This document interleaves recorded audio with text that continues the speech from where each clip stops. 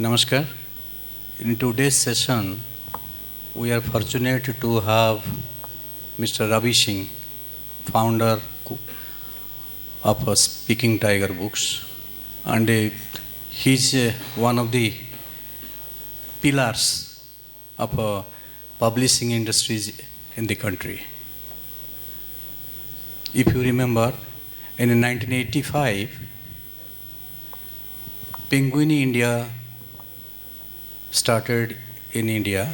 Mr. Ravi Singh joined, if my memory serves right, after 7 years. After that, the total complete scenario in Indian publishing industry changed. Today, if India has come of age in the publishing industry, it is this man who has major share. And we are so fortunate to have Mr. Ravi Singh here with us today. Here is another dear friend, Akshaya Bahibal. He is globally known for his walking book fairs. Starting from the BBC, all major Indian media, publishing and printing or electronic media have covered about his work. He has also given a new dimension to the book selling in the country, for which everybody outside Orissa knows him pretty well. So, in this session, we are three people. I am an independent publisher of Dhauli Books. Ravi is one of the finest editors of the country, as well as the co-founder of Speaking Tiger Books. And Akshaya Bahibal is the chief of Walking Book Fairs. I would like to ask Ravi first, what made him to come to publishing? Well, it wasn't honestly, it was because I wasn't very good at, journalism. See, the thing is, we read books, even those of us who read a lot of books published in India, we thought that books just happened. We didn't realize that there was no understanding of how, yes, of course, authors sit and write books, but after that, how they put together, how they packaged, how they printed, how they're sold, distributed, which is why this session really is important, because it isn't as if things have changed so much that people now are aware of the process. Anyhow, so at that time, it was just reading of books, but you didn't really think about how books were produced. Yes, academic books, Oxford University Press, for one, had been around for a very, very long time. So, but academic publishing didn't interest me, also because I wasn't educated enough. I mean, you need to have specialized in some subject to be able to edit, let's say, a book of history or physics. So, trade publishing had just started in English. Again, anyway, we'll come back to that later, English and the other languages. But it had just started, and Penguin was one of the first international companies to set up an office here. I was working for a very small magazine, which was, called Delhi Diary, which is, did really interesting work, but it wasn't going to lead me anywhere. So I was just scanning the newspapers, and one day there was an advertisement for editorial assistants at Penguin. I applied, and then, I applied and I met them, did the test, did the interview, and then I was asked to join. And a day before I was to join, when I was to go and meet, the person who was here yesterday, I couldn't attend the session because I wasn't here. He was the publisher of Penguin then, David Davida. So I had been interviewed, and I was just to meet him so that everything would be finalized. He would sign the letter, etc. So when I called, I was said, "Oh, but sorry, something, we'd made a mistake. We actually don't have a position," and they'd hired somebody. But so I went back disappointed. But about 4 months later, they called and said, "If you're still interested." I swallowed my pride and said, "Of course, I'm interested." And then I went and I joined. Thank you. Akshaya Babu, Uh, Walking Book Fair is the first of its kind in the country. How did you conceptualize such a institution of a book selling and book storing?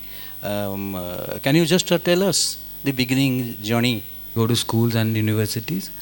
We actually go there to get a degree and get a job. And we grade people on the basis of 99, 89, 29, 39, fail, pass, first, second, third. But we have no ability to think. Maximum of people who come out with degrees cannot think. They're prepared to only work as a slave. As a bookseller, I believe we are there to, look at so many things and somehow give them protection. Like the maximum thing that you can do is give a bit of space to thinking, human thinking, because we sell thinking. We sell all the great minds in the world. As human beings, this is not your only job to get a degree and get a job and earn money. And how can you actually segregate people on the basis of money? This person is IAS earning 2.5 lakh and he's genius. This person is a farmer, cannot think. You cannot do that. You do not know what is there in someone's mind until or unless you listen to that person. When I came here, we were talking about the Vision 2036, we were talking about global warming. And I can go back to 100 years and read a book where in Odisha we used to wear gamcha and dhoti, that's all. And that is how you do not actually do any harm to your environment, because you wear according to your environment. You do not read a blazer or a suit in Odisha because our weather is that good that you actually can wear something very simple, maybe a shirt. We were talking about economics. In Bhubaneswar, we charge 20 rupee to park a two-wheeler. Our per capita is 1,20,000 rupee. That's 10,000 rupee a month. And if you park your two-wheeler 2 times a day, that means 40 rupee. And 30 days, it's 1,200 rupee. And 1,200 rupee from 10,000 per capita is 10% or 12%. How the hell can you pay 12% of your income to park your two-wheeler? We already cannot, afford a sustainable life to afford basics like food and housing. So why do we not think about all these things? That is where we started thinking why we cannot take books, ask people to read and display them, at least let people have a look at them so that they start thinking. Because the kind of system that we have in place for education is very, very bad. It actually tells me that, Akshay, you have failed in ODI. I was shocked when my teacher said, you have failed in ODI. I said, how can you fail me in ODI? I'm so good at it. No, your matra was wrong. Toma matra ta wrong thilla. But so I'm really, really sorry, but this is not how we should be grading people. You cannot grade people saying this person is 99, great person. It doesn't happen. I have seen so many people who have done 99, got the best of marks in the 10th exam, but they have failed in everything in their life. We don't read anything at all. We only read 10 books and grade each other on those 10 books. So that means our thinking is very, very limited. The millions of people, millions of minds, but we are only limited to our 10 books. That's all. And also we talk about art, literature. We are not even proud of a small bookshop somewhere in our own city and want to showcase it to people who come out from outside the state to visit us. What do we have? We only have our past to show. Konark Temple. We have a small museum. What about the present? What is there in contemporary Bhubaneswar that we can show? KFC, Pizza Hut, burger, great. But can we create things of our own which are so good that the world can come to see it? No. Because we are limited with our 10 books knowledge and the grade that we get. I ran away from my college when I was 18-year-old, and I'm thankful I did it. Because we cannot have a society, differences we are never ever going to have an equal society, because we are already dividing it in every way possible, giving the maximum. No, we're going to finish it quickly. That's why I'm trying to like run my 10 minutes and then give it to you, because I don't have time. I know we're going to finish it quickly. Let's start thinking. And why there are no people? Because we all are very good in our schools. We go to the best schools and we go to the elite organizations and we're happy. Why there are no government school teachers or students here? Because we don't even consider them to be part of a literary festival. Why there are no municipality workers? Why there are no peons? Why there are no rickshaw pullers? A society depends on every individual. A better society can be created when everybody comes forward and understands why we are together collectively. We cannot create a society from the people who can only talk in English, or by the people who can only talk in English or French or German. We are Odias. आमे जदि ओडिया लोक समस्ते मिसिकरी equally भाविबानी जे आमे किछि करि परिबा, I don't think we can create a society which is going to be good for everybody. And also, you don't need to go to any school to learn a language. Your mother can teach you a language, and then you go meet another friend who speaks in Tamil or Telugu. Actually, you can pick up any language you want. I picked up Hindi, English. Okay, now sorry. No, but I'm just finishing it. That's all. I think we need to have people participate in these events, all of us, and create a better society where everybody is equal in terms of not only money, everything. We are not giving opportunity to people, and literature festivals are great, but you have to look at the places, especially the bookstores, the printers, people. There's so many people who are at the back who work, don't get recognition, don't get places to go and talk about what is happening. Thank you, Akshaya Babu. Now my question to Ravi, because he's one of the doyens in a publishing industry.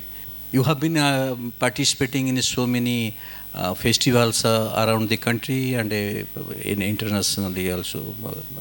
This concept is hardly of 20 years old, this style of having this literature festival. But you have been in books and publishing much before that. Do you find any difference after these festivals happens? You have gone many places. Could you just give, throw some light on it? Well, yeah, I mean, it has made a difference. Anything that brings reading, more than writing, reading, and actually also the hard business of books into the public sphere and makes them more visible is good. People, young people here, but that's a different, I have great admiration for Akshaya, and which is the reason why I'm here actually, is a lot of what he says makes sense. So, I'm not saying that festivals fulfill that purpose, take literature to a lot of people. They don't. But at least it's a beginning. It is a beginning, and ideas are exchanged, people tell each other stories, and that is important, because literature really is not just about what is printed on the page and the book that is available. It is about the experiences that people share, the stories people tell each other about themselves, about the world, and their experiences. So to that extent, they have been useful, they're good, may they flourish, but I think they're just, what has happened is, like, you'll see young people disappearing. First, of course, they're brought here. I don't know how many of them actually do want to be here. And that's because we just need to find ways of engaging with not just young people, anybody who comes here. Yes. And that, I think, will happen only when, I don't know, I mean, I don't have a solution. Maybe we need to move away from, panels on the stage. Maybe there need to be conversations over, tea, lunch, whatever. Get some of the younger people or anybody else who hasn't published a book to also be part of this if they're interested. See, because if you cannot build a culture of reading and of knowledge, and by knowledge, as you say, as Akshaya was saying, is not about getting, what's it called, 99% or 100%. That's not knowledge. knowledge of the world about yourself more than anything else, and people that you live with. That will happen only through conversations. It cannot happen. So I think you need to find a different way of doing it. But there's just one point I would like to make, is that there is a great limitation. Now, if everybody, I'm presuming that most people here would know Odia, they'd be Odia speaking, and therefore it would make, perhaps, that's what it would seem, that it would make sense for panelists also to be, for the literature festival to be mainly in Odia. I can see the sense in that, but on the other hand, I can also see the danger in that. Because you're starting with excluding, however small that number may be that you're excluding. English you may be excluding a lot, but again, Odia, again, you'd be excluding, some people. And also, everybody's been talking about, coming from villages, etc., and, it's become a narrative now. Our Prime Minister having started it, of this thing of being close to the soil, of being underprivileged and then having achieved so much and all that, which is a great narrative. But I think that in itself is also a lot of, it's a lot of damaging myth-making. Anyway, why am I digressing? My point is, the point I wanted to make was that it isn't always great to only be concerned with your culture, your state, your people, your language. So anyway, so I do not come from a village, but I come from, family, well, my parents did, from a fairly started with low middle class background. But at that time, private schools, which were only up to 10th, and there weren't, now of course they're horrible schools, but at that time you still found some good teachers. And those teachers taught you to think about the world. They opened up your mind, and a lot of that happened through English. So a lot of the self-flagellation also, I think I've heard here, and I heard it so often, that, we are to blame, and, I went to an English language school and private school, and therefore, let me whip myself for that, punish myself for that in public, and then everything is all right. What are you trying to say? Is that you have had that advantage and privilege, you're going to deny it to everybody else? Or are you saying that this opening up of your mind through English, because that's how it is, should be available to anybody? So you find the means to do that. Literature festivals can do that to some extent. A very radical kind of education system can also do it, perhaps. But I think I would just urge people to be a little careful about glorifying our country, my language, my culture, my whatever. I think it's important also to be taken out of this well. And so if publishing does that, that's great. English language publishing, I have only experience of English language publishing and trade English language publishing. Very little exciting stuff happens there. So when you say, I'm eminent, or David is more eminent also, we're small people, we've done nothing. I mean, we're doing your job.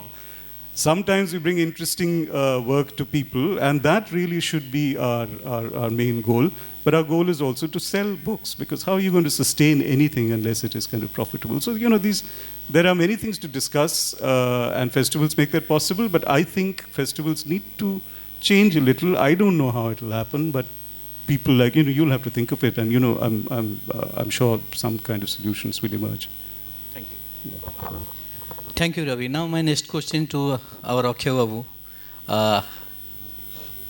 He used to go to the people with books throughout the country.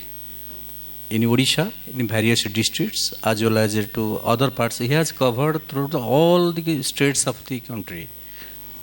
What is your experience in connection with the other states versus Odisha?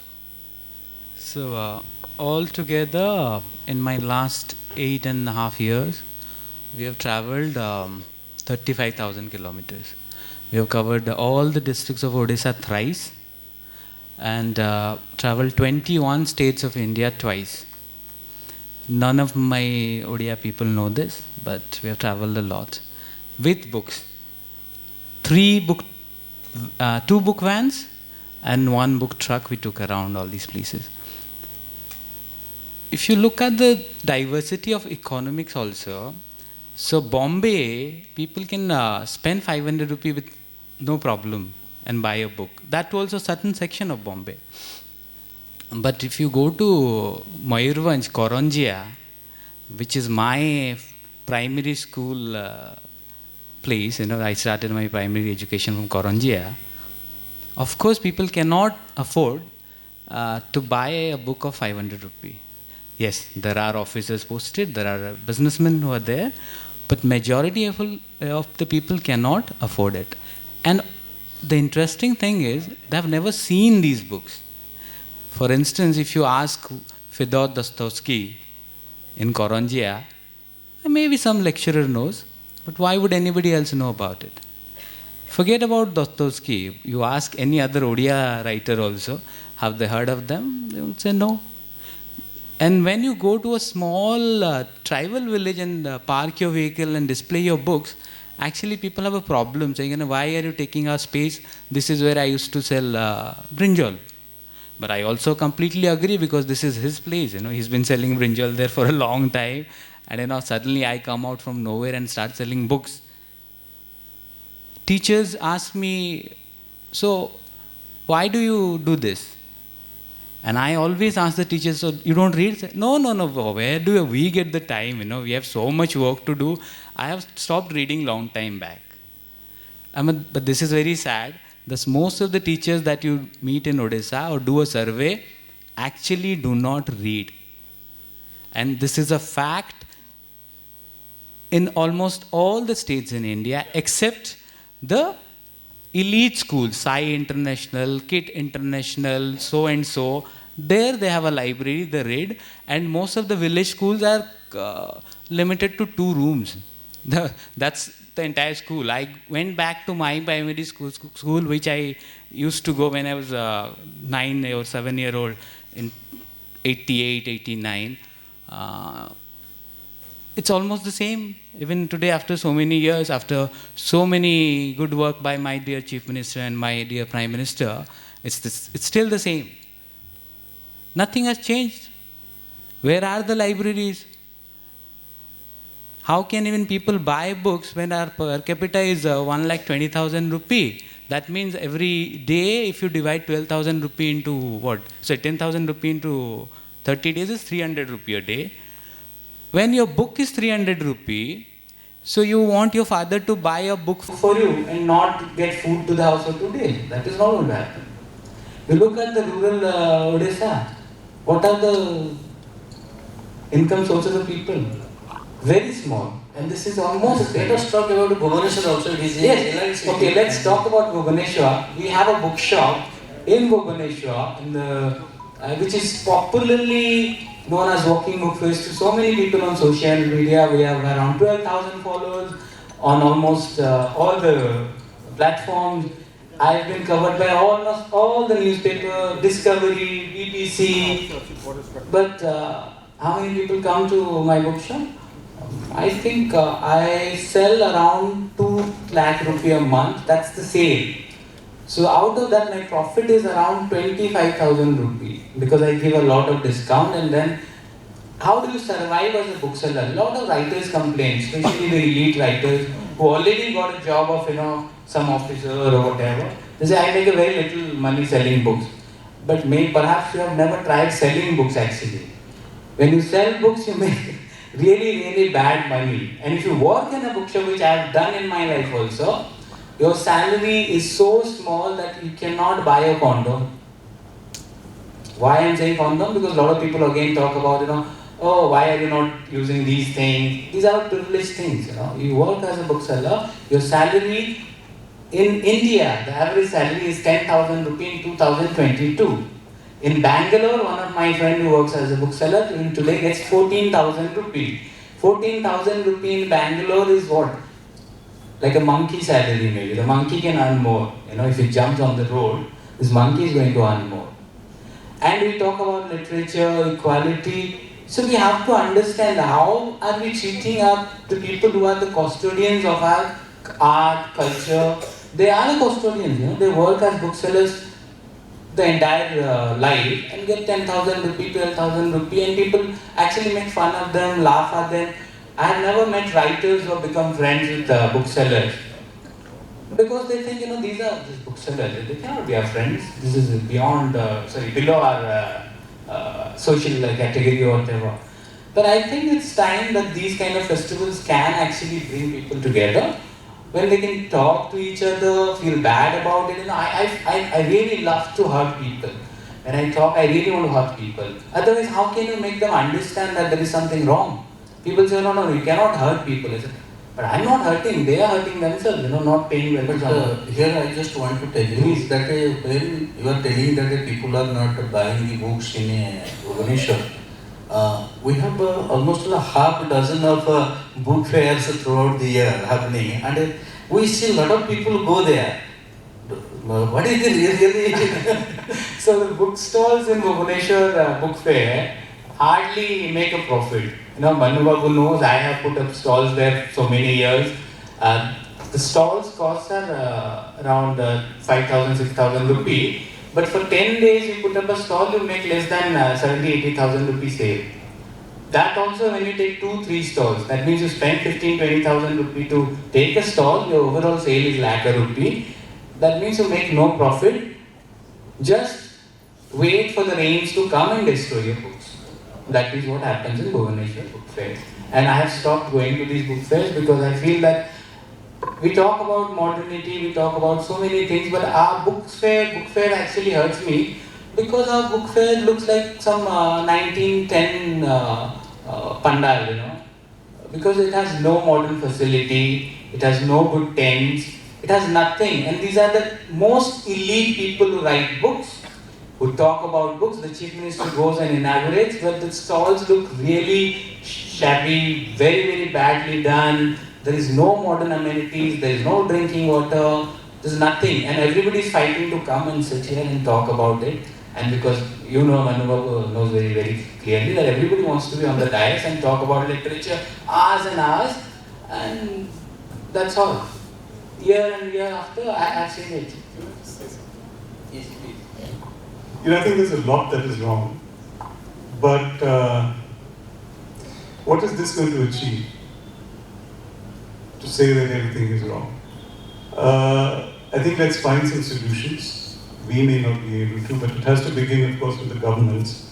To give an example, you would know, of course, Canada and Australia, more than other places, and European countries, the governments subsidize, they give fairly large grants to independent publishers, which is why there is this vibrant publishing atmosphere in these countries. So that is what the government needs to do, and honestly, if they empowered the Sahitya academies to actually work as bodies which will encourage literature, the making of literature, the publishing of books, that's where the beginning will happen. So maybe people just need to say, why is government money going to organizations which are not doing this? And it's also, of course, the governments are to blame. Which government? And it isn't only this government, which quite honestly is hideous. I'm talking about the central government. They don't want you to think, but which government wants you to think? So that isn't that it isn't in their interest, not just in India but many. And there must be something. There must be something which has happened in these developed democracies of Europe and elsewhere, where these things happen about literature, about values, and they don't happen here. Governments there encourage it, even if they don't want to. They have to do it. So that must also be coming from the people. So I think people here will do that. But the other thing is I think people should, those who have some money, to say that only elite people or English-speaking people buy books, it's not entirely true. People do who earn not much at all. Some of them do. They do buy books. They encourage their children to, but of course only when they can afford them. So if they're 30 or 50 rupees or whatever. So now how's that going to happen? Those of us who like books, talk a lot about books, read books, and the business of books, maybe we should, every year, just from our earnings, just put away some money, and there could be some kind of an organization, some network, which uses that money to subsidize books for some people. I don't think books should be subsidized for people, young or old, who will go and have a cup of coffee for 100 rupees, and then complain that books are so expensive. And एक दिन में 800 रुपए की coffee P लेते हैं. But you will not buy a book that costs 400 rupees, 500 rupees. So that culture also needs to change here. It needs to happen here, in this room, outside this room, to understand that if you have money, you're bloody lucky. Do something good with it. Yeah. The stall outside sold, I think, around 2,000 rupees yesterday. I don't know how much they're sold today because I keep a track of the booksellers who go to these literary festivals and how much they sell. So again, like I said, you're right that people who also have money don't buy books.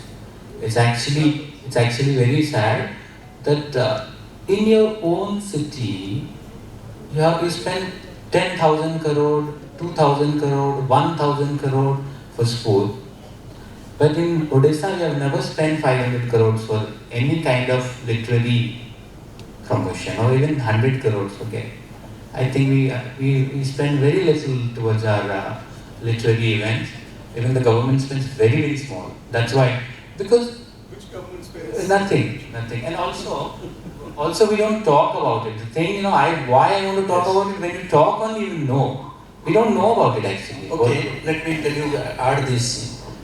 One thing that Mini Krishnan is doing a very beautiful work there in Tamil Nadu. Tamil Nadu government has taken her to publish, translate and get published 100 books of their old writers.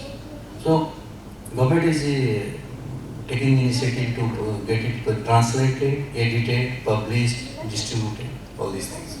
So, if one government, and it costs, they have a budget of around 100 crores. And they are doing that job. This could be also done by, ours is the real problem is we do not have any reading culture. If there is no reading culture, there will be no buying culture. So reading culture, so that's what I'm saying, reading culture needs to be created. We can bring the horse to the point, but we can. What kind of horse? Honestly, music. But you may not like me for saying this, and I don't mean this festival, many festivals. What kind of horse are you bringing to the people? They don't want to buy those books, maybe. They don't want to listen to people go on and on and on about, about what they wrote and etc. and the poetry that they wrote. I think people have forgotten, what is the point of literature? It's to connect with people, it's to communicate. And if you are not able to do that, then that's a failing not only of festivals, of even publishing. Being one festival, I have to add something. Our education system has to stop grading people for language, especially Odia. You go to school, you should study or read 20 stories and recite those stories or poems or poetry or essays, not grade them, and give them 3 Odia literature books. No grading, or even if you grade them, pass, not fail. On pass or fail. But ask them to read. It's not about how can you read literature and then get grades on it. I read Sartre or I read Camus, The Outsider. It's in French originally, then translated into English. I'm Odia. But now you're going to grade me on that story. Okay, how did you understand that story? Paraphrase it. I don't think that's correct at all. There has to be one session every week, maybe in schools. It should start in schools where, they should just read for fun, make plays, tell the same stories to your friends or dance with it. With poetry, you just recite it again and again, but not grade them. I think, we fail because in our schools, in our colleges, in universities, we are slowly grading them as numbers only. When we have forgotten that literature can actually connect you, make friends and all that, we have forgotten that. That's all. I'm just considering one issue that being the curator of this festival, I have tried to contact as many people as possible. Even if the senior writers, when I send one invitation card, invite them to attend, they used to ask me that what is my role? I could understand that their role is only to sit here and say something. If that is not there, then they have no role. Even if they do not want to listen to others. The senior people, senior most people. Another culture is there, what I found, that many things are there. I am not going to tell everything, but one thing that if you do not invite personally, people do not come. Those who are not invited, you missed them, they feel they are being humiliated. An idea has occurred. Maybe try next time. Is every panelist, and I'm only talking about books, whatever you have people who talk about literature.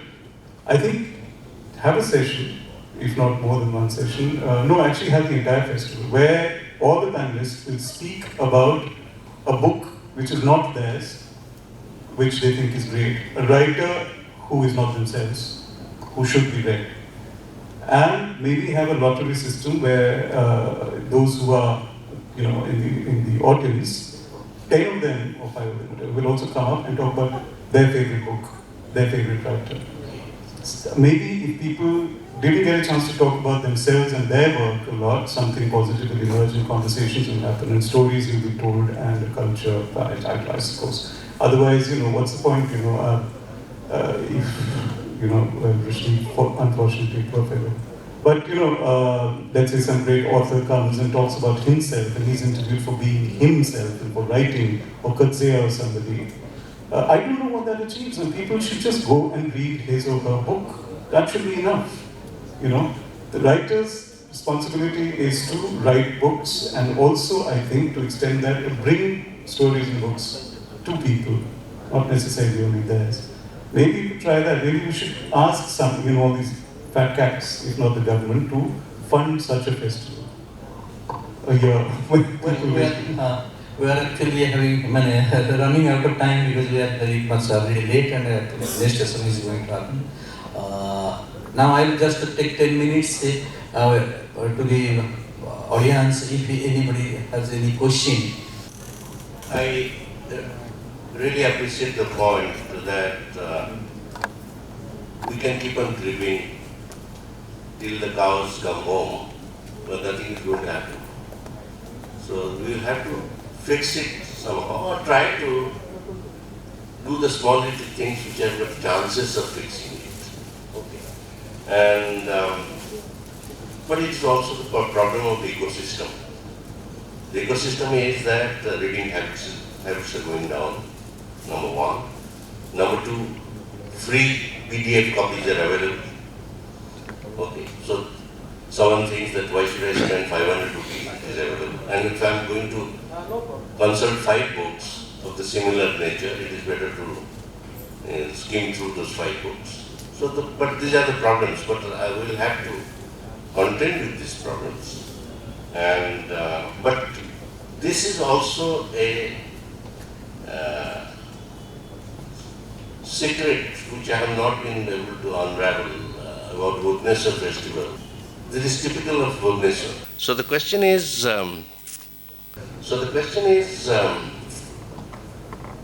have people lost interest in literature, and is it something confined to a few people and conversation in the dark echo chamber? So this is something which perturbs me. I would like both of you to respond to that. I think more and more books are getting printed. That is true. More and more books are coming in every region. The thing is, we all have ways to express now. Social media, everybody wants to say something. Everybody has a say. We are not able to connect these says. Many, we could have actually asked people to come and display their book, not limit only one person. Give away 20 copies of these writers who actually self-publish and want to promote their book. We can have a section of promotion of new books or new writers, where anybody new can come and stand and talk about his book outside the festival also. There's so many ways. I think we are limiting ourselves when we're doing literature festivals or any kind of festivals with people at the top. We have to use Also technology, like, we are talking here, I can speak in Odia and we can have another guy who can just translate, Google Translate and put it on somewhere, tweet about it the entire day. I think somehow we have missed. We have a very good readership in Bhubaneswar. That is also there. We have a lot of students from outside Odisha who are in Bhubaneswar. We are talking in English. Of course, they all can understand. But where are they? We have not been able to reach them. I would be very surprised that people got to know that Ravi Singh has come and nobody wants to publish his book with Speaking Tiger. And that is not going to happen. So many people come to me who want to publish their book. Where are they? We have to connect these dots. We have to create a space where literature festival can actually help people to publish a book also. What is wrong? Yes. We have to have a book about literature festivals also. What is wrong? Ravi can add actually.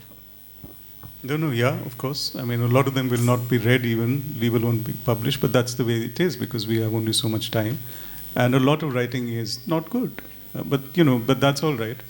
I think that's a great suggestion. People can, come and pitch a book and get a lot of people, opinionated people, young and old, to be there, and then there'll be a lively conversation, But someone needs to be able to take that knock if someone says, but this sounds like, a rubbish book. I'm not going to buy it and all. But I think those kind of things, just to make it a little more vibrant and all, we don't know, really.